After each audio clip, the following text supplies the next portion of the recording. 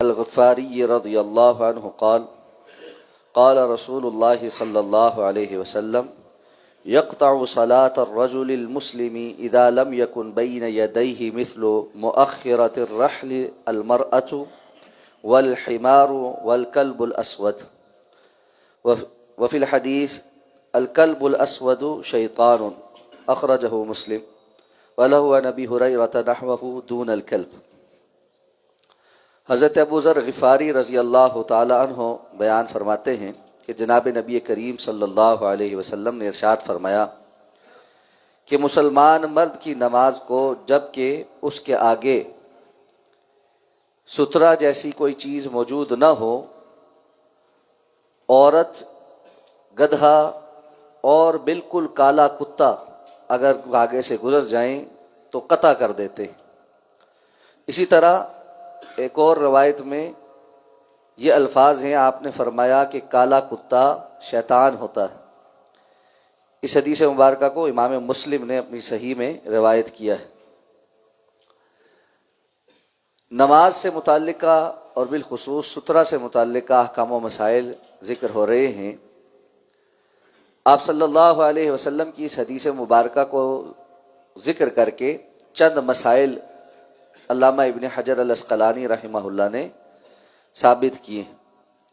سب سے پہلی بات جو اس حدیث مبارکہ سے پتہ چلتی ہے کہ آپ صلی اللہ علیہ وسلم نے فرمایا کہ اگر کسی مسلمان مرد کی نماز کے دوران اس کے آگے سترہ جیسی کوئی چیز نہیں، یعنی اونٹ کے کجاوے جتنی اونچی کوئی چیز موجود نہیں ہے، اس سے یہ پتہ چلتا ہے کہ بسا اوقات سترے کے بغیر بھی نماز ہو جاتی ہے، یعنی سترہ ہونا فرض نہیں ہے، یہ سنت ہے۔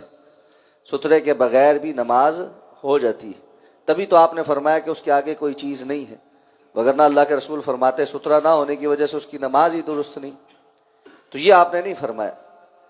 اب سترہ نہ ہونے کی وجہ سے اس کے آگے سے یہ تین چیزیں گزر جائیں تو نماز منقطع ہو جاتی، نماز ٹوٹ جاتی۔ اگر اس شخص کے آگے سے کوئی خاتون گزر جائے، اور خاتون گزرنے کے حوالے سے محدثین نے ایک اور روایت کے الفاظ بیان کیے کہ آپ صلی اللہ علیہ وسلم فرمایا کہ بالغہ خاتون، یعنی ایسی خاتون جو بالغ ہو چکی ہو، چھوٹی بچی کے گزرنے سے نماز باطل نہیں ہوتی۔ بالغ خاتون مرد کے آگے سے نماز کے دوران سے گزر جائے تو اس کی نماز ٹوٹ جاتی۔ اسی طرح آپ صلی اللہ علیہ وسلم نے فرمایا کہ گدھا اگر انسان کے آگے سے گزر جائے تو اس کی نماز ٹوٹ جاتی، اور اس کے لیے کوئی تخصیص نہیں فرمائی آپ نے کہ وہ گھریلو گدھا ہو یا جنگلی گدھا ہو یا اس کا کوئی رنگ ہو، ہر قسم کا گدھا اگر انسان کے آگے سے گزر جائے تو نماز ٹوٹ جاتی۔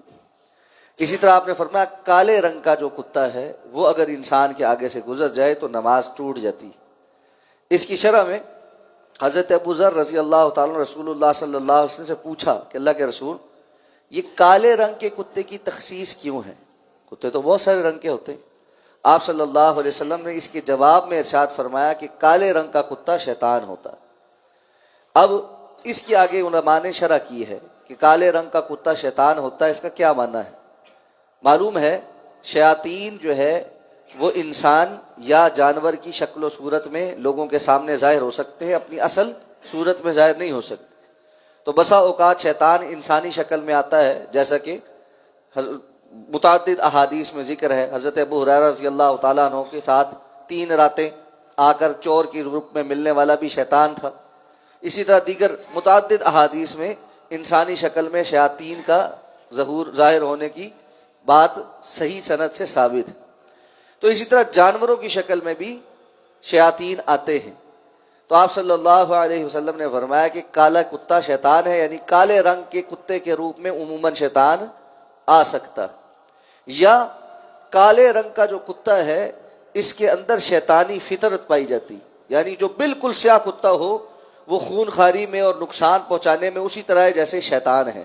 یہ ساری شروحات محدثین نے اس لفظ کی ہیں، واللہ اعلم بالصواب۔ اس حدیث مبارکہ سے یہ بات پتہ چلتی ہے کہ انسان کو اپنے سامنے سترہ کا اہتمام کرنا چاہیے، اور ایسی جگہ پر نماز نہیں پڑھنی چاہیے جہاں پر ان چیزوں کے اس کے آگے سے گزرنے کا احتمال ہو، جس کی وجہ سے اس کی نماز کے اندر جو توجہ ہے وہ خراب ہو جائے یا اس کی نماز منقطع ہو جائے۔ یہاں یہ بات واضح کرتا چلوں کہ ام المومنین حضرت عائشہ صدیقہ رضی اللہ تعالیٰ عنہ نے اس روایت پر اعتراض کیا تھا۔ جب ان کے سامنے یہ روایت بیان کی گئی تو انہوں نے دو اعتراض کیے اس کے اوپر۔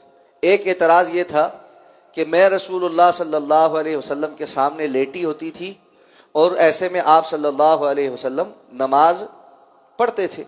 وہ حدیث پہلے گزر چکی ہے کہ اللہ کے رسول صلی اللہ علیہ وسلم رات کو تہجد کی نماز اپنے حجرے میں پڑھتے تھے، جگہ تنگ تھی تو ام المومنین حضرت عائشہ سامنے رہتی اور آپ صلی اللہ علیہ وسلم نماز پڑھتے۔ جب آپ سجدے میں جانے لگتے تو وہ فرماتی ہیں میں اپنے پاؤں سمیٹ لیتی تاکہ جگہ بن جائے اور آپ سجدہ کریں، اور جب آپ قیام کرتے میں پھر اپنے پاؤں سیدھے کر لیتی۔ تو ان کا مقصود یہ تھا کہ میں ان کے اللہ کے رسول کے سامنے تھی تو اللہ کے رسول نے نماز پڑھی ہے، اس سے یہ پتہ چلا کہ نماز جو ہے ہو جاتی ہے، اور عورت آگے سے گزرے تو نماز نہیں ٹوٹتی۔ اور دوسری بات یہ کہ انہوں نے دوسرا اعتراض یہ کیا کہ یہ روایت بیان کر کے تم نے عورتوں کو گدھے اور کتوں کے ساتھ مماثلت میں ایک کر دیا۔ ان دونوں کی جواب محدثین نے دیے۔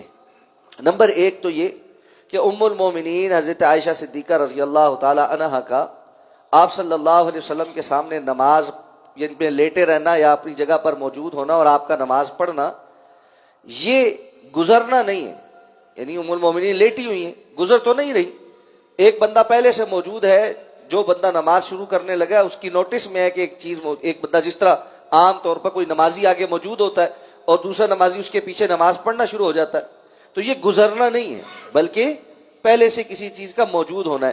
تو اگر کوئی بندہ پہلے سے اگلی صف میں بیٹھا ہے اور کوئی پیچھے آ کر اس کے نماز پڑھنا شروع ہو جائے تو یہ تو نہیں کہا جائے گا کہ اس نے اس کو آگے رکھا ہے تو یہ جو آگے والا ہے یہ گزر رہا ہے، اس کو گزرنے والا گناہ ملے گا، ایسا نہیں۔ اس لیے یہ گزرنا نہیں ہے۔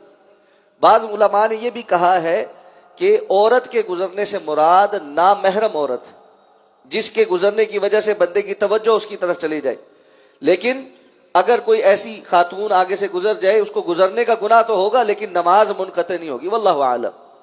اور تیسری بات جو علماء نے یہاں بیان کی ہے وہ یہ ہے کہ یہاں کوئی تشبیہ یا تمثیل یا آپس میں جو ہے نا برابری مقصود نہیں ہے کہ اللہ کے رسول صلی اللہ علیہ وسلم نے فرمایا کہ خاتون یا گدھا اور کتا جو ہے وہ تینوں اکٹھے بیان ہو گئے تو گویا خواتین کو کتوں کے ساتھ یا گدھوں کے ساتھ نعوذ باللہ مماثلت دے دی گئی، ایسا کچھ نہیں۔